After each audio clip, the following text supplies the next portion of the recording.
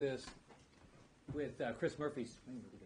See this with Chris Murphy's tweet. A requirement the president to funnel asylum claims in land ports of entry when more than 5,000 people cross a day. The border never closes. They said it. Senator, Yes.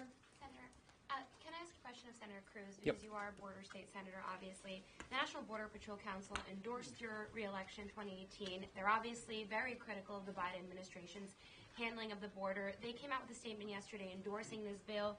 A part of their statement said, while not perfect, the Border Act of 2024 is a step in the right direction and is far better than this current status quo.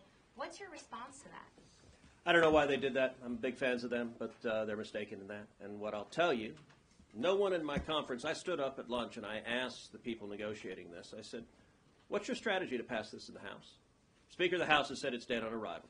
Do you have any strategy to pass it on the House? And if you don't, why are you doing this? Why are you behaving like Chuck Schumer's political team?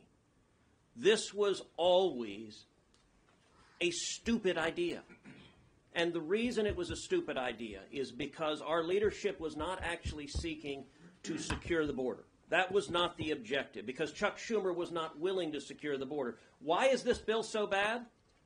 Look, Chris Murphy was very candid. You know, they say in Washington a gaffe is when a politician accidentally tells the truth. Well, there you go. Chris Murphy, the border never closes. The Democrats' opening position was we will not secure the border. And the reason this bill got so bad is Republican leadership wanted a Ukraine bill so bad they just said give the Democrats what they want so we can get Ukraine funding even if it doesn't solve the problem.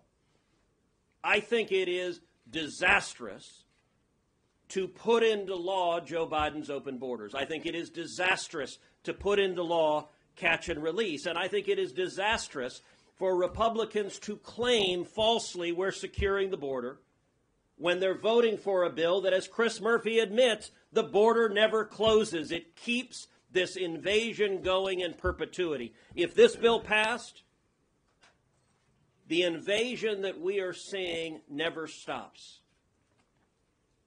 Look, if you don't believe me, most reporters here are Democrats. If you don't believe me, believe the Democrat mayors and the Democrat governors who are telling you what's happening in their city. Eric Adams, liberal Democrat mayor in New York City, said illegal immigration is destroying New York City.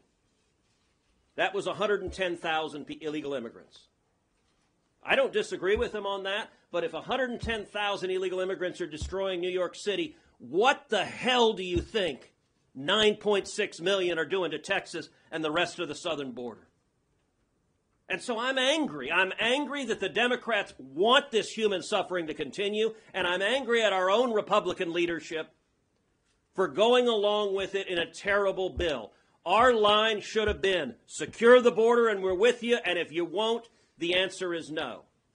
It was obvious this bill would end in failure, and yet repeatedly, every one of us at lunch stood up repeatedly and said, this is where it's going to end. And yet, like a cowboy riding a nuclear bomb down, waving a flag. That was for you, Mike. Mike left. Republican leadership would not listen to reason, and now we're in a colossal mess. You lay the blame at the I want to answer the Border Patrol question a little bit more from the heart. Most of us have been to the border multiple times. The Border Patrol officers are desperate. My dad was a police officer. I know what it's like. They're drowning. They're going down for the third time. And maybe there was a little piece that could have helped them. But it's not enough to secure the border. At the end of the day, a small lifeline to Border Patrol, but it doesn't really secure the border. Senator Cruz, is it time for Mitch McConnell to go? I think it is. Look, everyone here also supported a leadership challenge to Mitch McConnell in November. I think a Republican leader should actually lead this conference and should advance the priorities of Republicans. I can tell you what I said when we had that leadership election in November of 2022. It was right after a very disappointing election. 2022, the wind was at our back. It should have been a phenomenal Republican election year. Republicans should have won the Senate. We should have won a big majority in the House.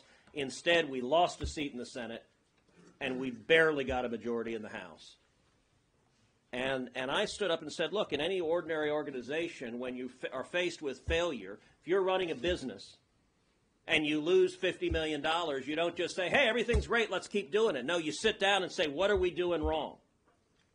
And at that meeting, I turned to Mitch McConnell then, and I said, look, we spent the last 2 years with a handful of Republicans joining with Democrats to pass the Democrat agenda. And I said, maybe that's a good idea. I don't think it is, but someone could make the argument that's a good idea. I'll tell you, it's one-sided. You know who doesn't do that? The Democrats. In 2017 and 2018, when we had a Republican president, Republican Senate, Republican House, not one single time did a group of Democrats join with the Republicans to pass the Republican agenda. So we're the only ones who do it. But I turned to Mitch then and I said, is there anything, what are we willing to fight on? What are you willing to fight on? Is there anything you're willing to draw a line in the sand and say, we will fight? And he refused to answer that question now, and that's why we're in this mess. Because this was a plan that was designed to lose. This is a plan Chuck Schumer is thrilled with, which is why Schumer says, I got 98 problems, but Mitch isn't one of them.